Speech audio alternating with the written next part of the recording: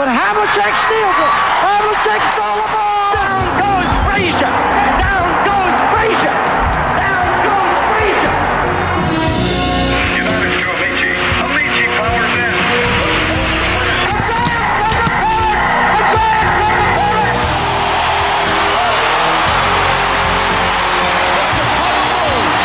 Won their 6th NBA championship. Gibson, swing. This is gonna be a home run. Unbelievable! I don't believe what I just saw.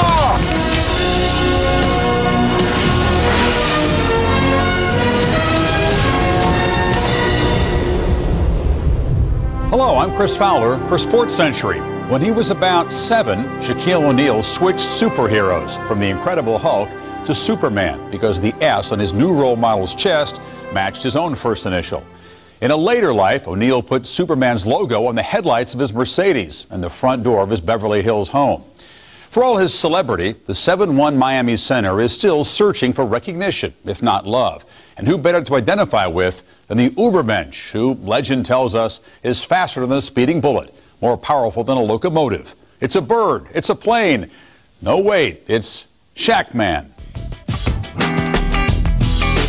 If Shaq had his druthers, he would live life in kind of a giant cartoon diorama. He would always be the dominant figure, but there would be other people, and it would be basically a happy life with him in the center of it. I don't know if being the center of attention is necessarily just about him, but entertaining everybody else, making everybody else laugh. It is I, Superman, the son of Jor-El. One day you hear Shaq say, I'm not an all-American. I'm on a team all by myself. I'm all-world, all-universe. The world is mine. This isn't Michael Jordan, who polished his own image for the masses so that he could sell sneakers and soft drinks. Sometimes he's a little bit profane. We're not worried about the Sacramento Queens. Shaq, we're on live. And a lot of times he's just big and goofy. I love Shaquille O'Neal. If you're around him, you love him. He's a unique personality. Shaquille is like a big puppy dog. He shows his personality at the right time. He knows the camera's gonna follow him. And he figured that out his rookie year when he just broke out in the middle of the floor and started breakdancing. You have to understand marketing. I do everything right. If you don't believe it, make a highlight tape and look at me. Show me going to the community. Show me talking to the little kids. Show me going through the hood by myself. I'm a classy individual. I think it's taken us a while to figure out who Shaq is. He's definitely come into his own, but it's been on his terms in a way that he wants to have us view him. Shaq is in your town. Who dare to wake me? Is it hot in here, or is it just me? With a personality as big as his body, An awesome yet terrifying spectacle all in one. Shaquille O'Neal relishes his off-court role as the NBA's irrepressible man-child. But when the referee's whistle blows, he settles into a warrior's stoicism, his face impassive, his mind focused. Although O'Neal believes fiercely in the game's oldest, most fundamental offensive strategy, two of his co-stars, Penny Hardaway and Kobe Bryant, didn't buy into the big man theory. Shaq has always felt that the ball should go through him because he shoots a high percentage and he gets people in foul trouble. Penny believed that his game was the ascendant game and he was the difference maker. And so you had this clash of two very young players who both wanted to be the guy. After we went to the NBA Finals, Penny really kind of elevated his game, and then people started looking at, well, maybe this should be Penny's team. And suddenly Penny was making as much or more money than Shaq. It didn't sit well with Shaq. I think that's when he really started looking westward. Wherever Shaq goes, Shaq is going to be the main focus. And for anyone else to try to exist on that same level with Shaq is going to be tough. When Kobe emerged as a star, that's when these issues came up about jealousies, rivalries, this and that sort of thing. When everything went through me, the outcome was good. If the big dog ain't me, then the house won't get guarded, period. Shaq had this thing of, I'm the big brother, Kobe's the little brother. He didn't do it to belittle Kobe, but I think it did. And Kobe finally said, hey man, I'm the best player in the league. Why am I always the little brother? By the fall of 1999, the hard feelings had grown to the point where during a pickup game before practice, Shaq slapped Kobe. The slap was a sign of disrespect. Was it more Shaq's fault or Kobe's fault? Was it more Shaq's fault or Penny Hardaway's fault? You can have your own opinion on that, but Shaq has his opinion. It was 100% Penny Hardaway's fault and 100% Kobe Bryant's fault. I don't know if Shaquille O'Neal takes enough responsibility for the bad relationships that existed. There were certainly some things that Shaquille O'Neal could have done better. For a guy that has the personality and charisma and persona that he has, why would you want to take the back seat when you have so much to offer? Beneath the Warriors' armor, some see a streak of personal denial driven by a need for approval. Shaq is both the lovable giant and the painted giant. He loved to have people like him, a big guy who gets moody and gets worried about the way people think about him. He is very thin-skinned and surprisingly insecure. The slightest little snub, if he didn't win the MVP, or people weren't giving him enough benefit of the doubt, all these things bother him immensely. He also wants to be the common guy. People don't believe I buy lotto tickets, but hey, I buy them all the time. And for a superstar athlete who lives his life under the microscope, it's a little bit impossible. He doesn't want the burden of being the greatest player of all time. He doesn't want his life to be set up on other people's terms. Biological father left me in the cold. When a few months old, I thought a child was greater than gold, but I guess not. You brought me into this world, but you're not my dad. Mess around with them drugs, make my mom's mad. Shaquille is about 9 years old. His mother brings him into a little small tenement in Newark, and there sits Joe Tony, his biological father. He gives him a story about how he went to Seton Hall, played basketball, got into some trouble. Shaquille realizes how sad and lonely his biological father is, and he never asks to see him again. In 1972, when Shaquille was less than a year old, Joe Tony was sentenced to federal prison for check forgery. When Shaquille was 2, his mother Lucille married Philip Harrison, who soon joined the Army. I was raised by a drill sergeant. If my bed wasn't made right to where you can flip a quarter, I used to get a whooping for that. But you know, it's a mutual respect there. He knows how far to go, and I know how far to go. A child psychologist would have a field day with some of Phil Harrison's methods. One day, he basically took a ball, told Shaq to keep his hands down, and hit him right in the face with it. He said, "If that doesn't hurt you, nothing will." He believed he was saving Shaquille from a far worse life on the streets. In the span of 3 years, Shaquille's family lived in 2 cities in New Jersey, Fort Stewart, Georgia, and Wiesbaden, Germany. Shaq had this itinerant childhood where he was a military brat, went from school to school, and he was this tall, gangly kid that nobody could quite figure out. He became a target of bullies that were several years older. He felt a lot of insecurity about his size. He was called Shaquille instead of Shaquille. It wasn't a Charles Atlas thing that he got beat up and he wanted to come back. He was too big. I was called by the U.S. Army to speak on leadership and teamwork and motivation. I finished my lecture. I turn around. Here's this giant of a man. I said, "How long have you been in service, soldier?" He says, "I'm not in service." I said, "Coach Brown, I'm only 13 years old." He came home once crying that he couldn't trick or treat anymore. He would get into arguments because they didn't believe that he was a certain age. When his stepfather was transferred in 1987 to Fort Sam Houston in San Antonio, Texas, Shaquille enrolled at Cole High School. As a 6'10 junior, shades of O'Neal's future vividly emerged on the basketball court. In the regional tournament, he slammed one down. About 30 seconds later, he did it again. There were some kids under the basket going to take a charge, and the guy said, "Oh my gosh, I better get the medics. Somebody's going to get killed." One day, some kid got into it with him, and he ended up beating him up pretty badly. The kid ended up having an epileptic seizure. Shaquille O'Neal realized his size could hurt people. During his playing career at Cole, the Cougars went 68-1 and captured the state championship in his senior year. At the 1989 McDonald's High School All-American game, O'Neal generated interest on and off the court. He goes up to Dick Vitale and he says, "Remember my name, Mr. Vitale, but you're going to be calling it one day." I can't believe it! I can't believe it! That's a 7-footer! Are you serious? That was his basketball moment in which he'd arrived on a national scale. I tell you one thing, this guy can play. In the fall of 1989, O'Neal began playing for LSU and taskmaster head coach Dale Brown. One day you hear Shaq saying LSU stands for Lil Shaq University. After practice, Coach Brown said, I want to tell you something. I want you to listen when I tell you. He said LSU stands for Louisiana State University. I think that he respects authority, and I think he wants that authority to mean what it says. When I would say put something down or curfews at 12, I meant it. I think he respected that. I used to get yelled at every day, so I could take it. So I don't have a problem when a coach says, dude, I don't have a problem with that. O'Neal flourished under Brown, averaging 22 points and 13 rebounds in 3 seasons with the Tigers. But even as the man among boys passed into college legend, he suffered the inevitable consequences faced by supersized centers. You would hear coaches saying, hey, don't let him shoot, grab him, beat him. He'd take the beatings and still leave with 30.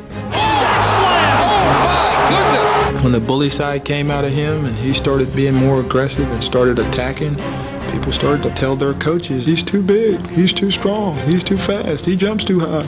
What do you want us to do? I didn't have to watch the Academy Awards in Hollywood. I saw him on the basketball court. A referee or two making the comment to him, oh, just be quiet and play, you're big. He came to a bowling point at the SEC tournament in Birmingham. Got the ball inside the Shaq. The guy just wrapped Shaq up. Shaq slung the guy off him. Both benches cleared. You see Dale Brown push Groves, and then Groves swings right back at Dale Brown. That was the turning point when Shaq decided that he was going to go to the league. He said, if I'm going to get beat like this, I'm going to get paid for it.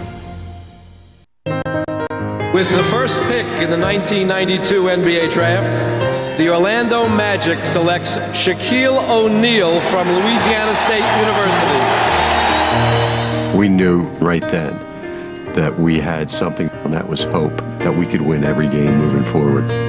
Clearly, our new identity was going to be wrapped around the name Shaquille O'Neal.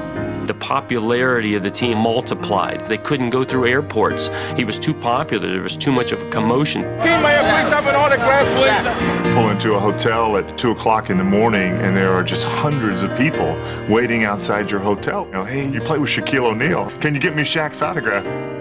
His irrepressible charm, his big smile, his skill got around sort of a rule that the big guy is never the popular guy. When he did the NBA spread, when it was him, Russell, Bill Walton, Chamberlain, all the great center, Jabbar, he was so flabbergasted. Wow, they're putting me on the level with these guys already, and I haven't even won a ring yet. I really am going to be somebody. Emerging onto the NBA floor in 1992, like Sinbad in shorts, O'Neal averaged 23 points and won Rookie of the Year honors and the hearts of children everywhere. In 1995, he captured the scoring title by averaging 29 points and led Orlando to the Eastern Conference title. But in the finals, he faced the Rockets, who had their own colossus, Hakeem Olajuwon. The Houston Rockets have swept the Orlando Magic. When he came into the league, he went right at Patrick Ewing, right at David Robinson. He had great success against Hakeem in the regular season, but perhaps in the playoffs, maybe he did show him a little bit too much respect. You just didn't get that sense that he had that focus to be an NBA champion. You put all that talent together with no maturity, it creates problems. In 1996, a rift developed between O'Neal and the Magic. After attending his grandmother's funeral in New Jersey, he was seen partying in Atlanta that same evening. The next day, he showed up late for a nationally televised game against the Bulls. The Sunday game was starting, and Shaq was not there yet. NBC asked him, what's up with Shaquille? And they just hung him out there like, we don't know where he is. With a sense of drama, Shaquille O'Neal just arrived at the arena. I was told several minutes before the opening tap that Shaquille was in the building. My comment was, I'm not sure whether I'll play him or not. We as players, we didn't think nothing of it. We lose that game, he gets stressed and he storms out of there. Later on that night, we go for a ride, and that's when he tells me, if I leave, this is why I'm leaving. He started hearing from his agent, if you want to make it to the next step, if you want to win the NBA Finals, then maybe Brian Hill's not the coach for you. Shaq still wanting to do movies, still wanting to do rap music. Boy, what better place than LA? It was pretty much an easy sell. When Shaq went to LA, people were just stunned. It was probably the most devastating free agent defection in the history of sports. It was a long, tedious negotiation, but our owner wanted to build a team. that would have a chance to win a championship every year. In July of 1996, O'Neal signed a 7-year contract worth $120 million to play for the Lakers. Visions of Showtime 2 danced throughout the City of Angels. When he came to Los Angeles, people expected the Lakers to win immediately and for Shaq to be the person responsible for that. We had to break up a good part of that young team to make room for him in the salary cap, and at the same time, along with him came Kobe Bryant. He was young, I was very, very young, and we just kind of grew up together. I mean, we had our bumps along the way. We both wanted to get to the same place, but we just didn't know how to get there together. San Antonio sweeps and moves on. What does the future hold for the Lakers? When the Lakers failed to make the NBA Finals over the next 3 seasons, O'Neal, who had averaged 27 points, caught most of the flack. Shaquille got beat up and he's a loser. He doesn't make anybody else better. He's just a big guy drawing a salary. They thought, you know what, you should be playing basketball 24 hours a day, young man, because you still have not won a championship yet. You should dedicate your life to the game. Some people say I've got too much on my mind. Movies, music, toys. A lot of times I got smashed. He's not concentrating, he's in movies. And my thing was, hey, Kareem did movies. Bill Russell did movies. How come I can't do movies? Shaquille O'Neal is the greatest physical specimen to ever play the game. He could completely dominate if he would work a little bit more on basic fundamental skills.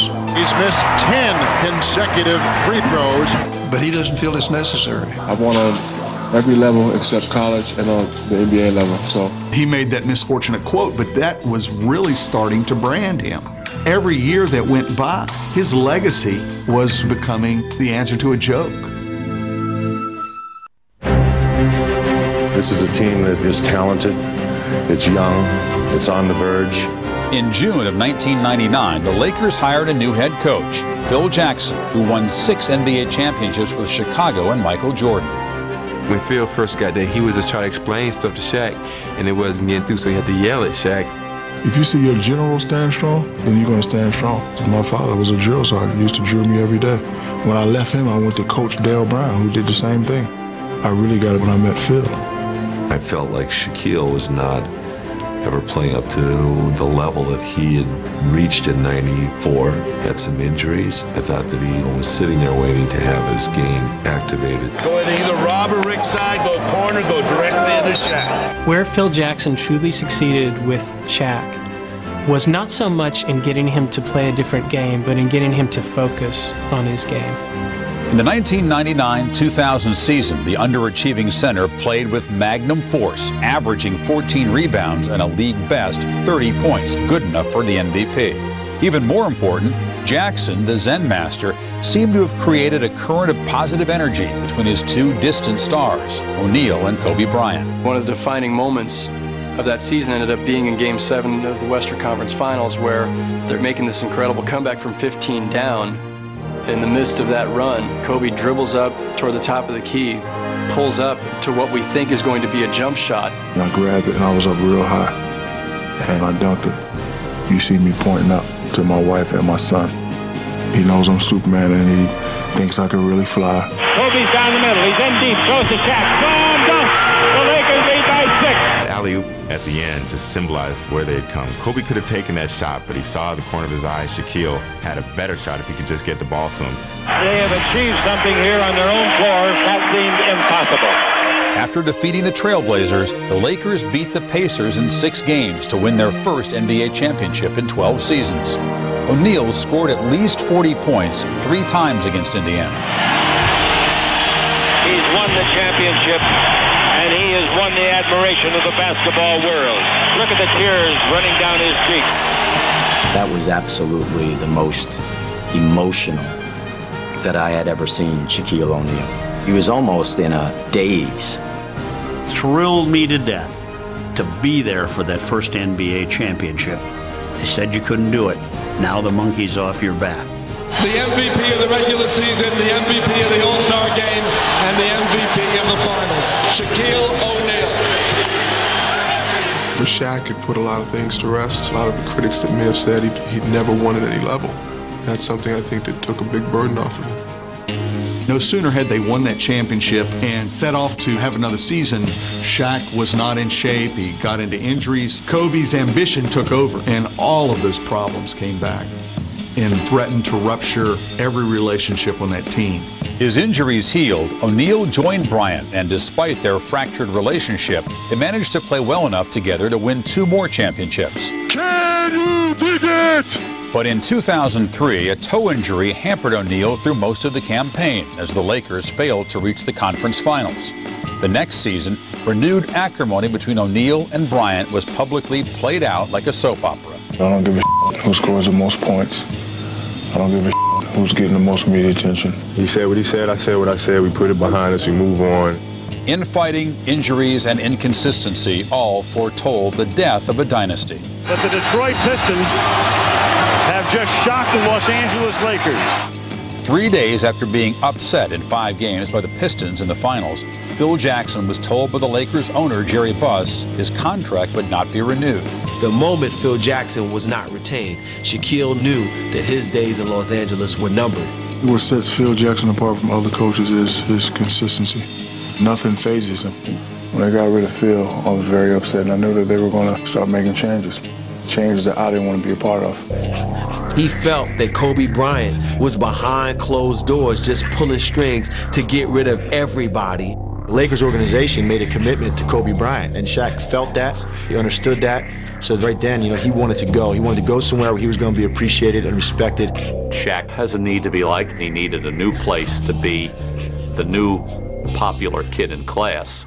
After 12 NBA seasons in which he averaged 27 points and 12 rebounds, O'Neal was traded to Miami in July of 2004.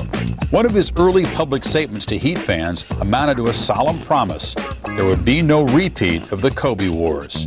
I'm letting you know now it's Dwayne Wade's team. He's that type of guard that could lead us and do good things, and I'm just his big brother, and I'm just here to back him up. With Kobe, it was more like that little brother that would annoy it. With Dwayne Wade, it's that little brother that Shaq's proud of, that he wants to be out there and let everybody see this is my little brother, look what he's doing. Winning one with Dwayne Wade will prove, especially in his mind, that he was never the problem in LA. With 3 NBA championship rings and as many Finals MVP awards, O'Neal's legacy is already secure in the eyes of his peers. Shaq is the greatest center of his time. He's proven that. It took him a while to get to the top, but he worked hard and got to the top and stayed there, and that's a testimony to his greatness.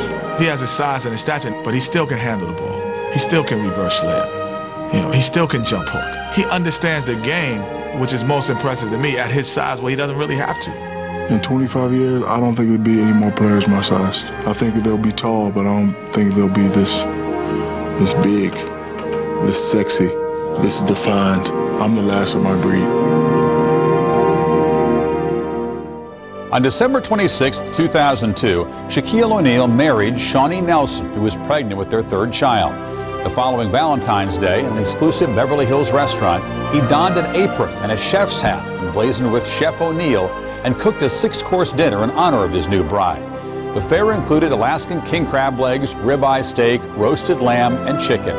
Shaq signed autographs and posed for a picture with the staff. Just another intimate supper with the man who would be king. For Sports Century, I'm Chris Fowler.